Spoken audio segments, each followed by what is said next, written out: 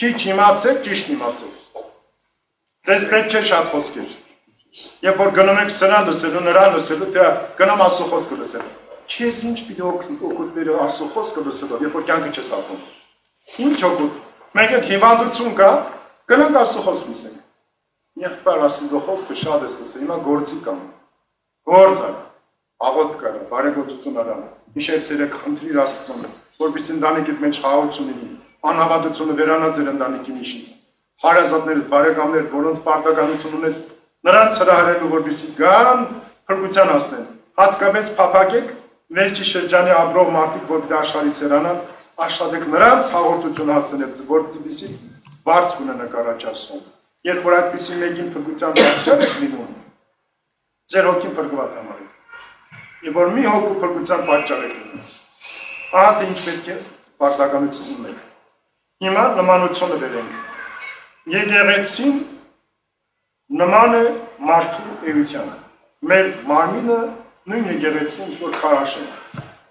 Ինչպես այնտեղ ասինք, հազարավոր քարերից է բաղկացած տաճարի կառույցը։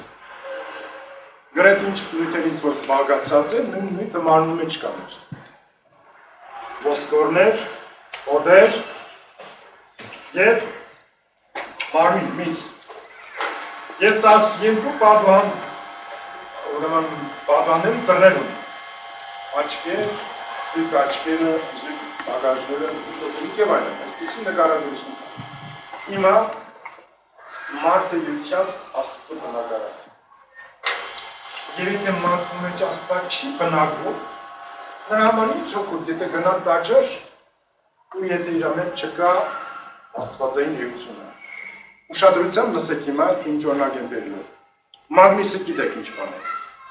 Մագնիսը վերևից պահում են ներքևում եղած իր ցեղակից մետաղները ձգվում են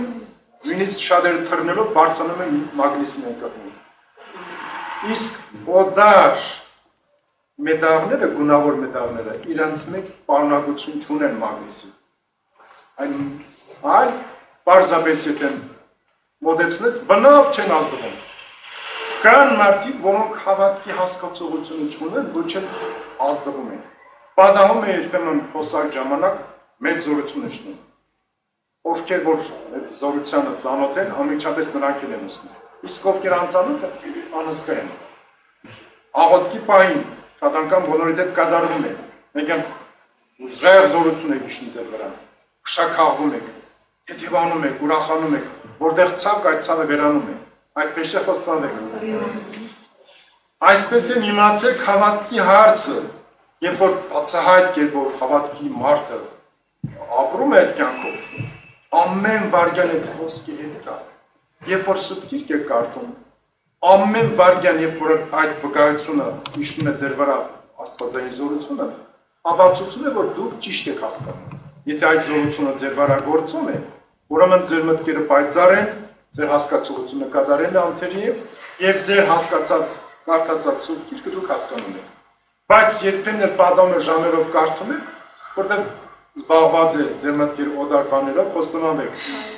Բնավ չեք զգում, թե դուք քաղցություն եք չեք զգում, ոչ էլ ձանձրություն եք նույնիսկ զգում։ Դա ապացուցում է, որ դուք կատարում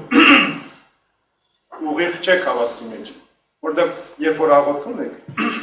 պիտի դադարեցնեք ձեր բոլոր մտքերը, բոլոր կապերը պիտի կտրեք։ Սուրբ Հովհան Ոսկեբերանը, երբ որ մտնում էր տաճար, խաչակնքվում, դրա առջև ասում էր, իմ մտքեր, աշխարհիկ մտքեր,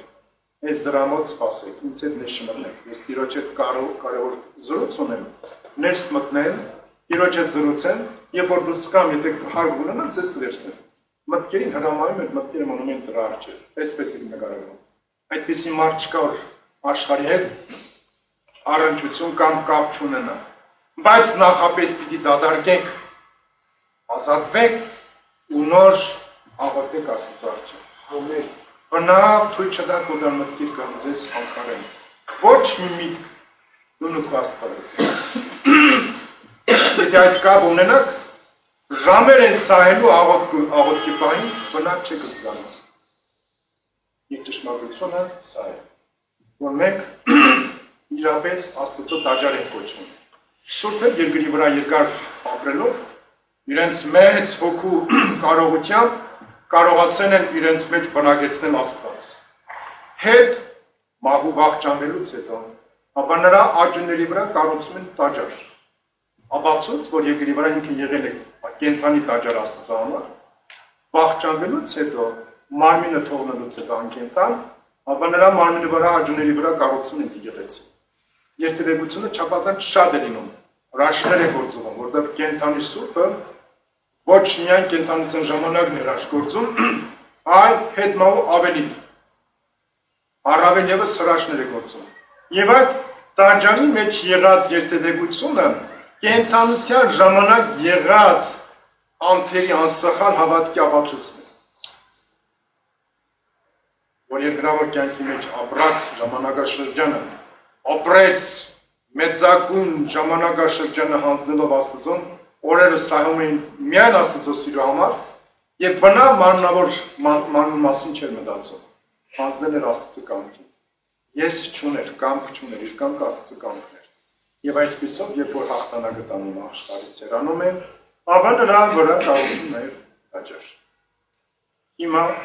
մոտենանք ճիշտ բացատրությամբ եկեղեցու եւ մարդու միջեւ նմանությունը։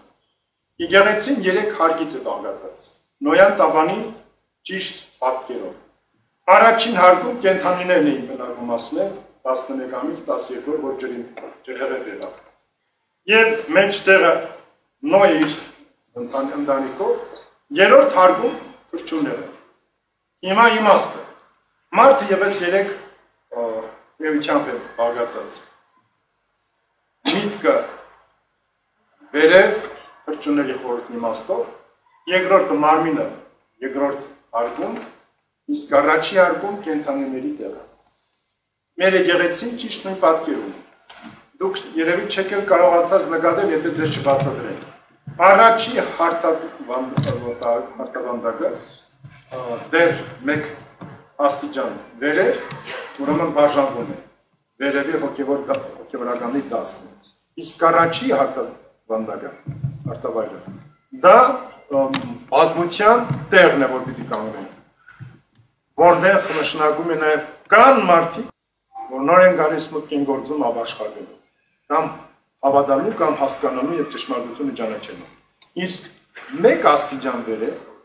այն մարդիկ, որոնք աստիճան ունեն, հոգևոր աստիճան ունեն, տբիր են, սարկավակ են, քահանան և այլն։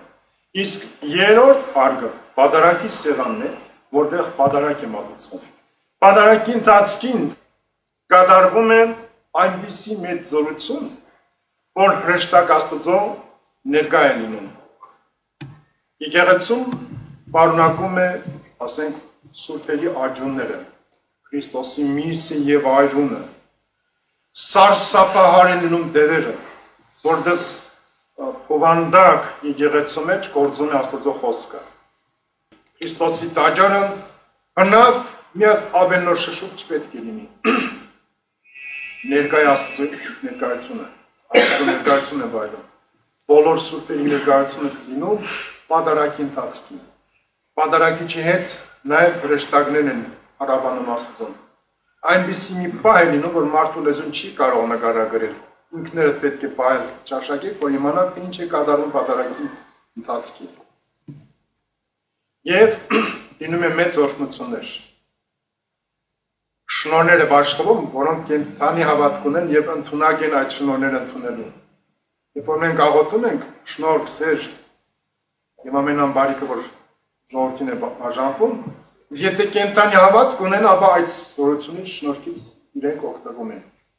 Իսկ որոնք չգիտեն, տկար են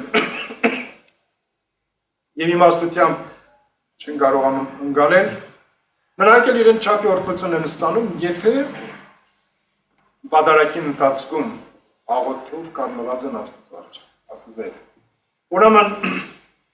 սարսափահար են լինում դևերը սուրբ տաճարից, որը միայն սուրբ է կոչվում, պատճառը, որ Աստծուն է պատկանում։ Ցանկացած անհատ մարդ,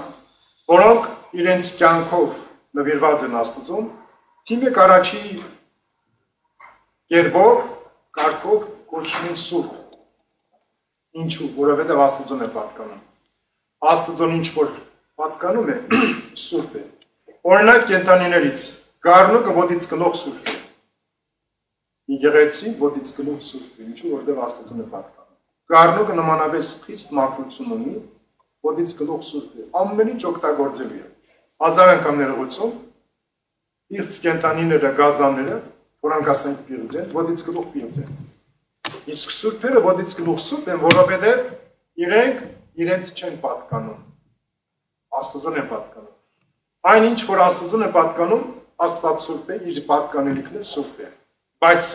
իրոք այն սուրբերը, որոնք գիշեր ցերեկ Աստծո հետ են հոգով մտքով սրտով, նրանք իրապես սուրբ են, որովհետև կյանքով են ապրում։ Իրապես տաճար են Աստծո, բնակարան են։ Վարգյան չի անցնում, որ օդար բաներ փնտրեն, միայն իրանց փնտրած Աստված է։ Ուրեմն ինչպես որ եկեղեցին նախ ջրով է լվացվում, օրզելուց առաջ, հետո գինով է լվացվում, հետո սուրբ մերոնով օծվում է։ Ոչ մի տարբերություն չունի։